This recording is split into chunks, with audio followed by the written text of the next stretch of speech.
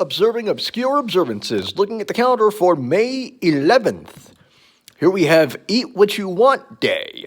Throw caution to the wind, put a pause on your healthy diet, and eat what you want today. Get rid of the list of foods you aren't supposed to eat, and eat your favorite food or foods, even if they are horrible for you. Eat something high in trans or saturated fats, high in sugar, or high in salt. Some say that you must still stay within your calorie range, and can just eat the type of things you want. Not an unlimited amount of them, but others say you are able to eat as much as anything you want. Of course, the one reason you shouldn't fully celebrate the day is if you have food allergies or other medical conditions that keep you from eating certain foods.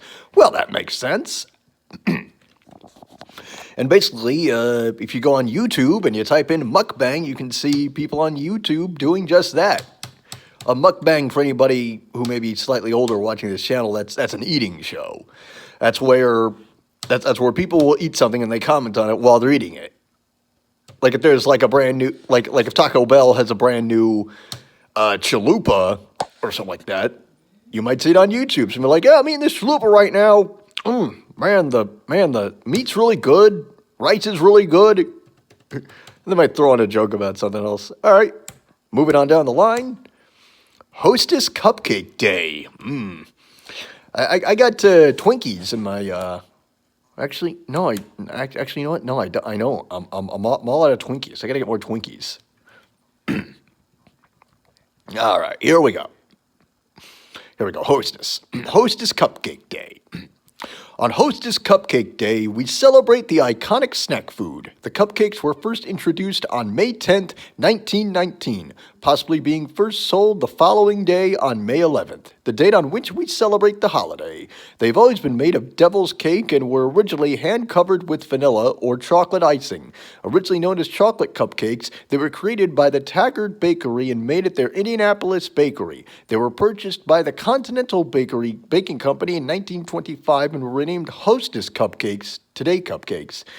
Let's see. Thing kind of jumped a little bit. I moved it, my bad. Okay. Some see them as being the first commercially produced cupcake, although this has been disputed by Tasty Cake, which was founded in 1914. Ooh, yeah, they might have a point there. Sales of the cupcakes lowered during World War II as the amount and quality of sugar and chocolate were restricted. Vanilla topping and malted milk icing were common during the 1940s. Orange-flavored cupcakes with orange icing were also introduced during that time. In 1947, Dr.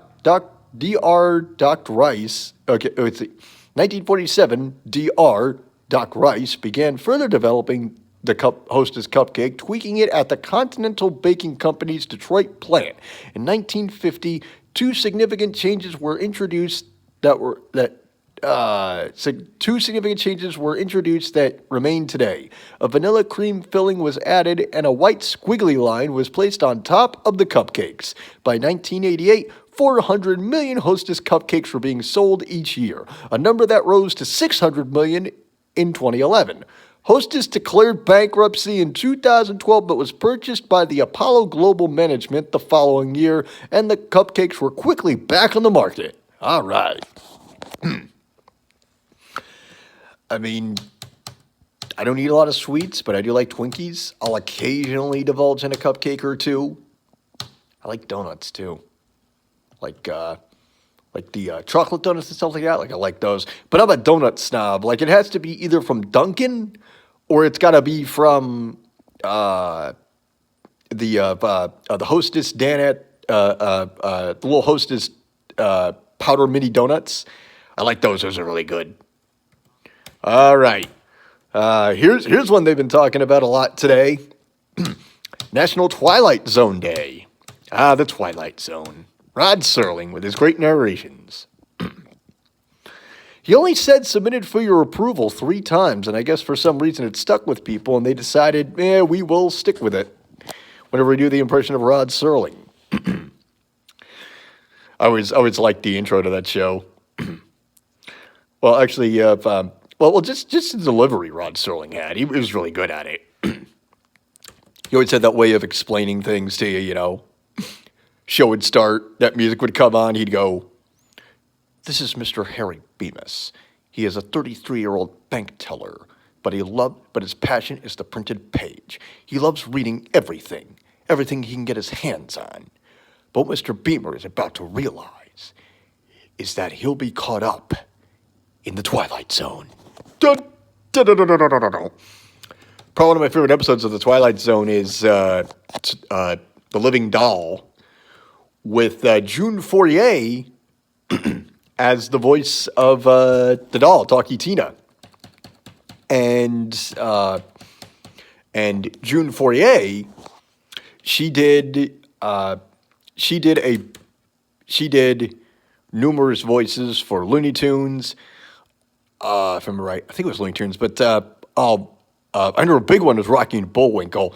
And now, here's something we hope you'll really like. Gee, Bullwinkle. I don't know, Rocky. Oh, geez, Bullwinkle, it's Natasha and Boris again. However it goes. All right, okay. Getting back to that. Sorry, I got a little sidetracked to you.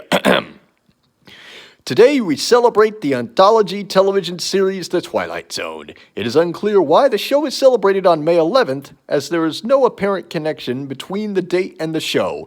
During its 5-season run, the series was both popular with fans and became critically acclaimed.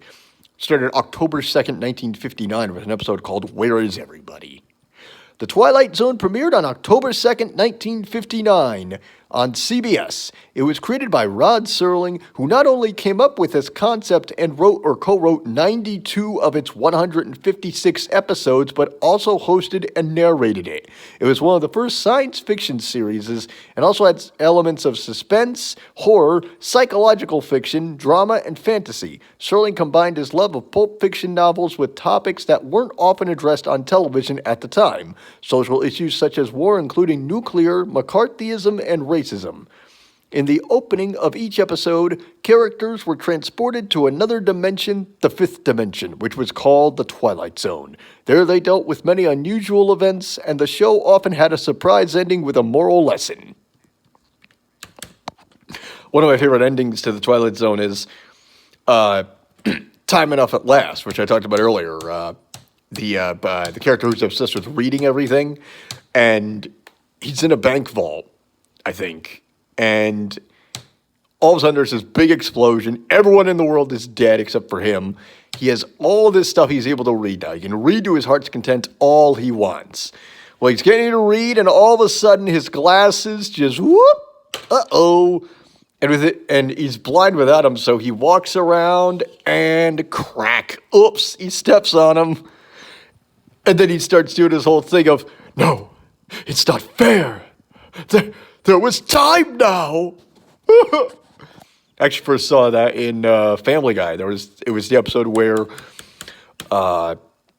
Lois wanted to become the best piano teacher in Quahog, so she gets Peter drunk because he's able to play the piano when he's drunk. And when the contest is over, she's really upset. She says, I don't know. She's really upset. She says, God knows how many brain cells I killed pouring all that alcohol down his throat. And Peter said something effective like, relax, Lois. This is old school Peter, so he'd say something like, relax, Lois. You got your trophy, and my brain cells are just fine. And then it cuts to his brain, and it's this lone brain cell, and he goes, what's going on? I'm the only brain cell left. Well, at least I have my books. And then his glasses break, and he steps on them. All right, National Women's Checkup Day. All right, National Women's Checkup Day. All right, here we go. Okay. All right, where is it here? Okay. Women focus on their personal health on National Women's Checkup Day. They talk to their healthcare providers about their health concerns, get checkups, and work to reduce their health risks throughout the coming year. Getting a checkup gives women the opportunity to become more aware of their changes in their bodies and to find health problems early when they can still be treated. Different health risks and issues need to be examined at different life stages. Checking blood pressure and cholesterol levels, screening for colorectal cancer, and getting a, let's see, I want to make sure I'm saying this properly here. Okay, different health risks and issues need to be addressed at different certain life stages. Checking blood pressure and cholesterol levels, screening for colorectal cancer and lung cancer, and getting a mammogram and pap test are health screenings that women do throughout their lives and may be done on National Women's Checkup Day. The day takes place on the second Monday of May during National Women's Health Week and was created by the United States Department of Health and Human Services. Okay. There we go with that one. And what else do we got? Okay, did that one. World Ego Awareness Day, also known as WEED. That's wild. There's no information on that. Isn't that something? And that's all the video. Thank you for watching. I'm Lawrence Ross, and I'll see you later. Bye-bye.